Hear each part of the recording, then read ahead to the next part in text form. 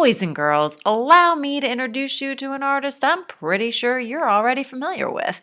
Vincent van Gogh, painter of many paintings including The Starry Night. But before we talk about this masterpiece, let's talk a little bit about the artist, shall we? This is not Vincent van Gogh. That's just some weird art teacher dressed like Van Gogh talking about cleanup. Next.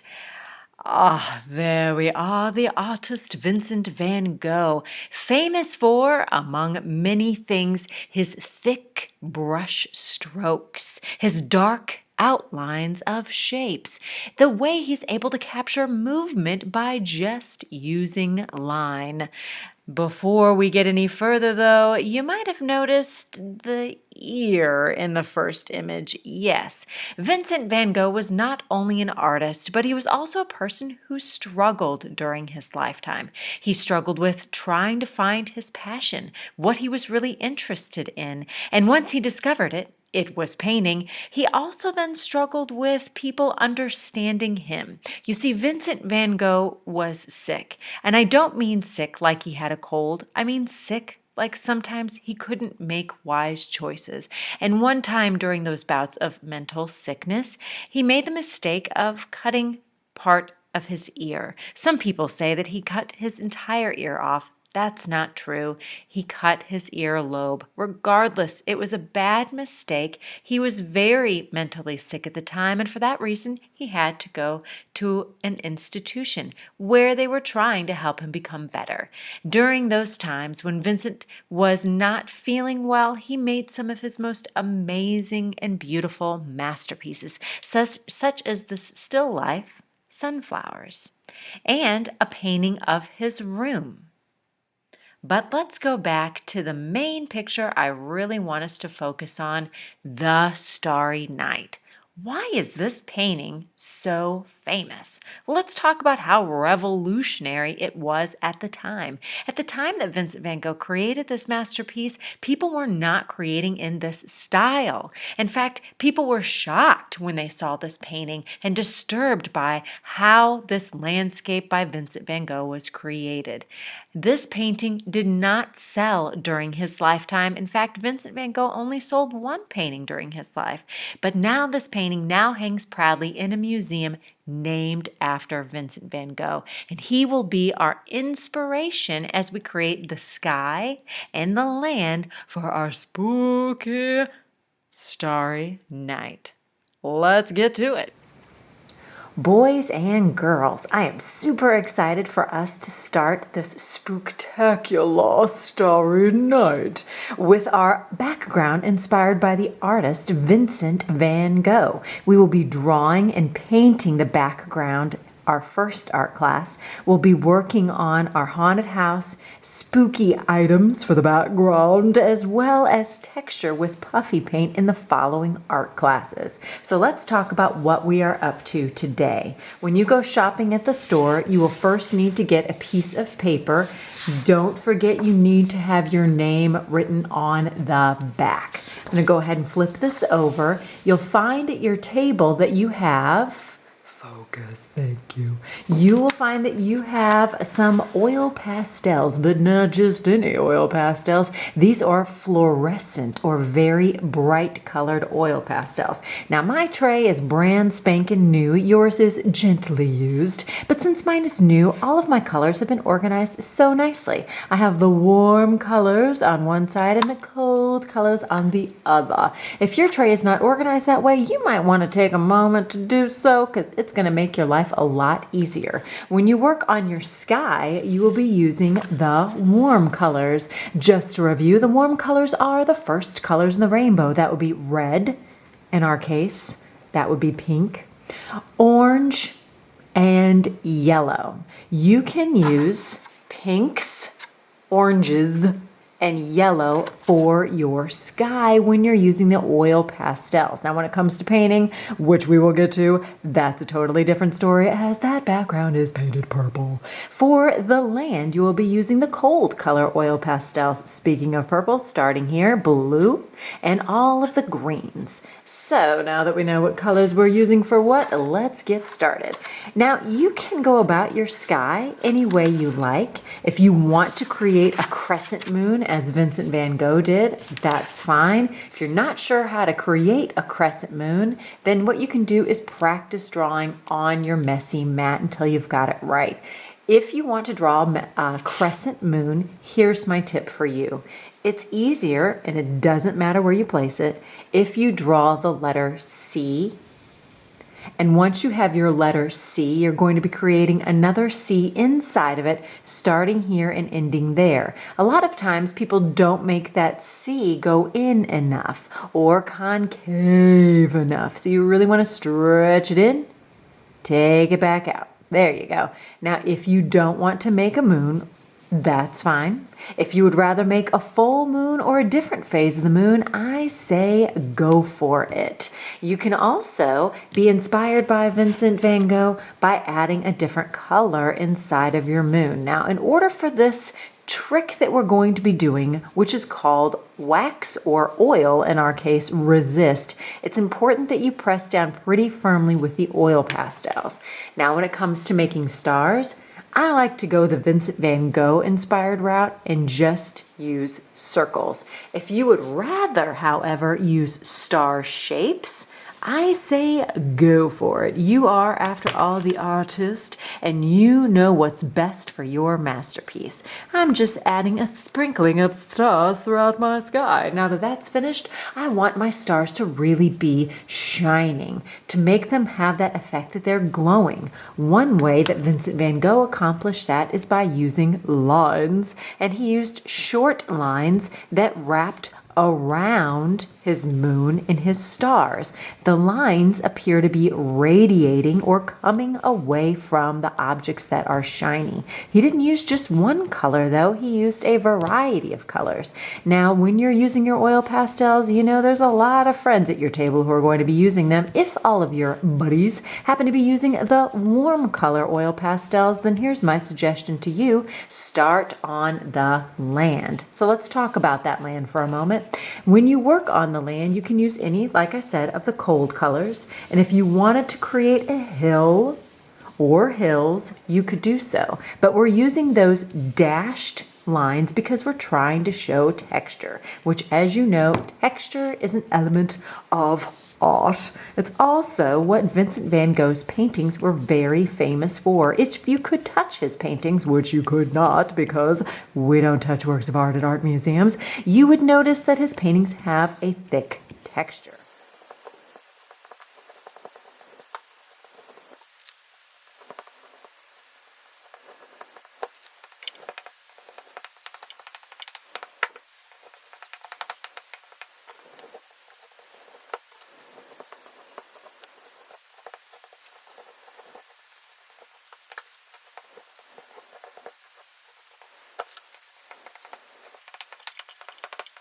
When you're ready to paint, you'll need to go shopping at the store for a handy dandy paintbrush.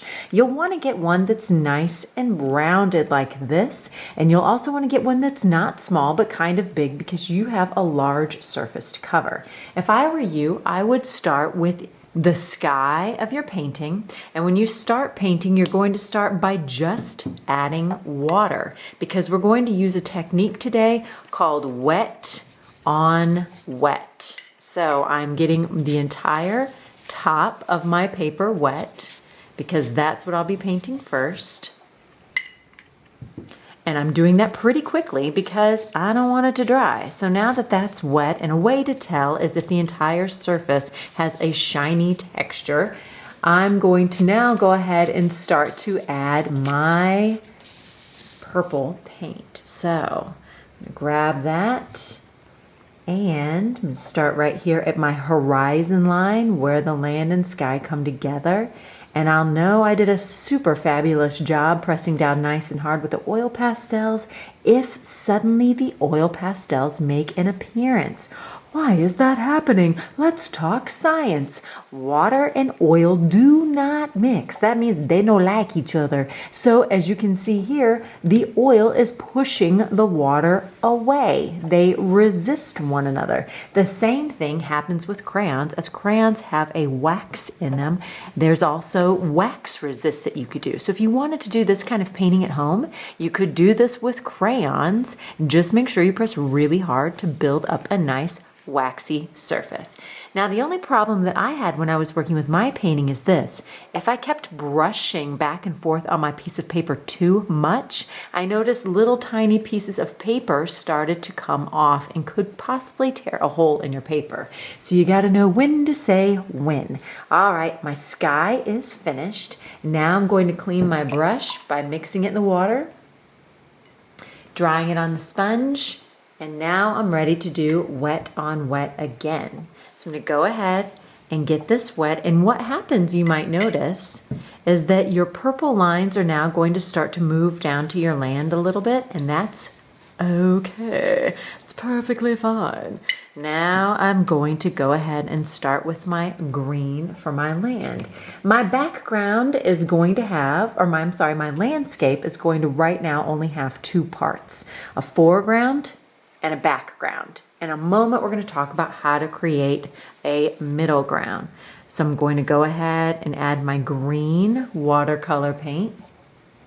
And when I get closer to the horizon line, remember that's where the land and the sky come together to create a little bit of a middle ground. I'm going to overlap the two colors. When the purple and the green mix together, they will create a dark purplish green, which kind of creates a hill back there that has an even darker color. So now my landscape has its parts: foreground, middle ground, background.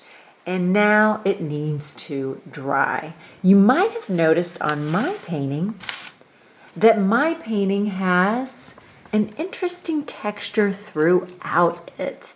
If you want that interesting texture, all you have to do is talk to me before you place this painting in the drying spot. What I did was I sprinkled salt on my work of art. Salt is very thirsty. It absorbs water and it leaves these really cool spots behind. If you want that effect on your work of art, you just talk to me. I'll give you some salt and you can bring a little bit more science into your work of art by having that salt absorb places in your painting. Guys, now that our painting is dried, we're ready to move on to the next step in our spooky masterpiece, and that is to create what's called a silhouette. A silhouette are shapes that are outlined and filled in completely black.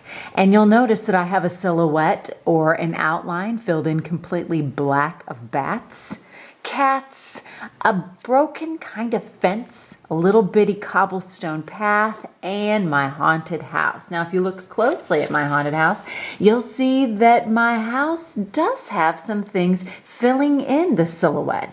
That was created with a silver Sharpie, which I used when my paint was dry. So let's talk about how to create some of these really cool silhouettes.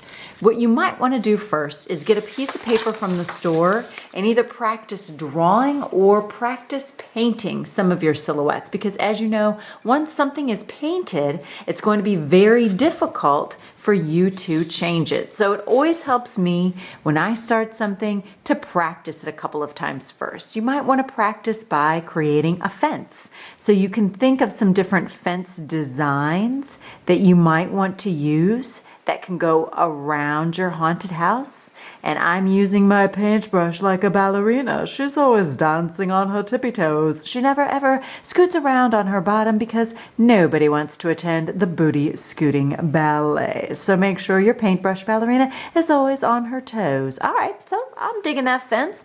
I might try a different one just to change it up a little bit. Let's see if I can get a little bit fancier with my fence. Ooh, this one's a little tricky, and my paintbrush is a little scratchy. That must mean it's thirsty. So once you think that you've got a couple fences practiced and you've really got the hang of it, Then you can go ahead and start working on some other things that you're going to consider adding to your spooky masterpiece. I'm going to work on some bats, and I'm just going to add a little bit of details underneath to kind of get those bat wings. So it's kind of a line, a curve, another curve, and a dip and a dip. Remember to keep on practicing until you really feel like you're comfortable with how you're creating it. All right, I'm feeling pretty good about that. Let's try a black cat. I'm gonna make one with a tail, like a spiral. And then you come up and down. Notice I'm using the elements of art. I'm using lots of line. I'm also using shape. And depending on what size I create things, I can create space in my work of art. And I'll get to that in just a moment. All right, so my details, I'm feeling pretty good about them. Now let's talk about the house. So if I'm painting my house, what I'm going to be thinking about are some shapes. So I'm going to start perhaps thinking about the top. I know that I want my roof line to be kind of triangular, but I want to spookify it a bit, so maybe I'll add a little spiral at the top. It's a silhouette. It is going to be completely filled in with black. Any details like windows, I'm going to add next time when I have my silver Sharpies. So I'm going to add a square, and haunted houses, they're usually kind of old. So that's why they look like they're falling apart a little bit. So it doesn't have to be perfect. In fact, we want it to look a little bit, I'm going to say wonky, kind of weird, kind of different. So I'm making kind of a crooked roof, maybe another little part or porch over here. So really practice it until you feel comfortable. And when you do, then you can move this to the drying rack.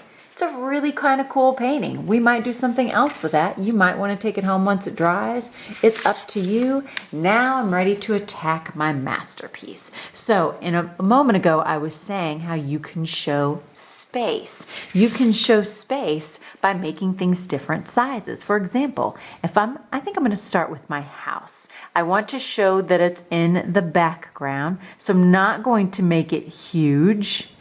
The things that I want to be closer, I will increase in size. The things I want to be further away, I will decrease in size. So in a moment, when I create bats that are far away, I will make them small.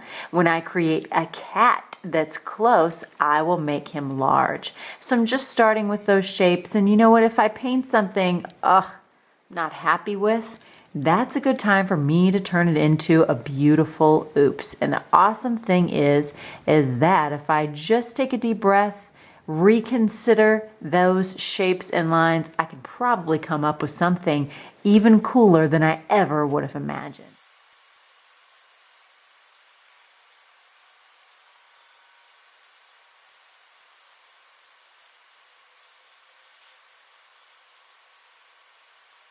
Okay, so I have my silhouette or my black outline that's filled in of my haunted house.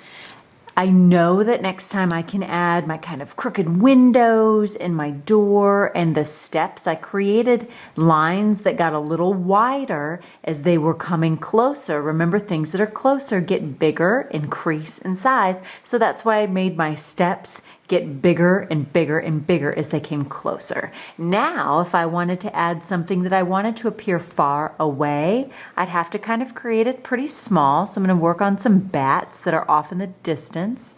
So I'm making them pretty small, or as small as I can make them. And then maybe I have one that's a little bit closer so I can increase it in size. If I wanted to add something like a spooky kind of tree, Vincent van Gogh had that cypress tree in his.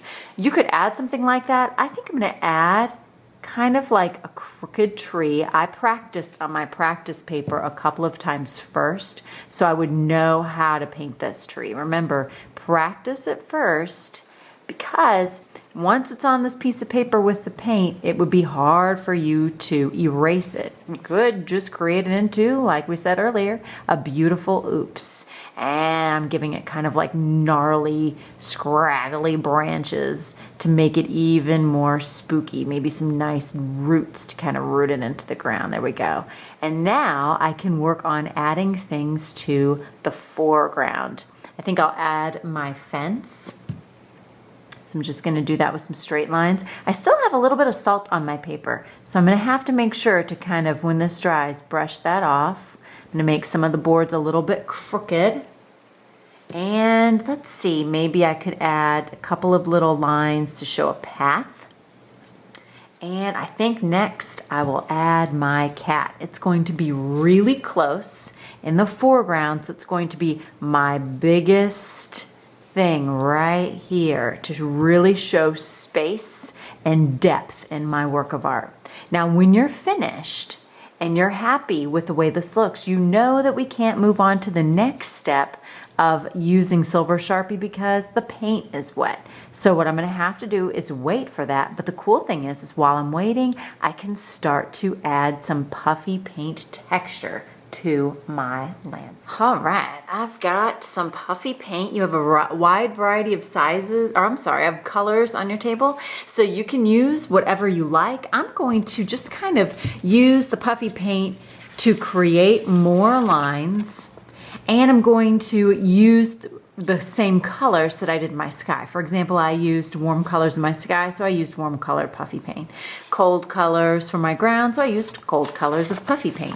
And I'm using those same short dashed lines just like Vincent van Gogh. Remember, when you're using puffy paint, it always helps to practice 3 times. You could use a small Post-it note to practice. I would practice by making dots. The reason it's important to practice with the puffy paint is because sometimes it can come out very thick and very quick. So if you practice it a couple times, you'll know exactly how it's going to be coming out of the bottle to better be able to use it. So I'm going to go ahead and use puffy paint to add some texture around my moon. Going to use that also, maybe some yellows to do the same thing. Vincent van Gogh was famous for his texture, and since he is our inspiration for this, I thought it would be pretty cool that if you wanted to, you could add texture to yours. And why wouldn't you want to? Because after all, it's puffy paint, and puffy paint, as you know, is awesome. So I'm going to continue my sky. And you can also add some to the ground or the middle and the foreground. It is up to you.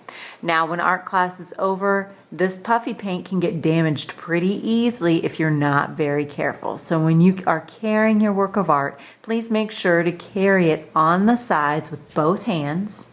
And make sure to be very careful when you're putting it away, because if you bump it or drop it, your puffy paint will become flattened and no longer puffy. All right, next step will be to add those silver lines to complete our haunted house.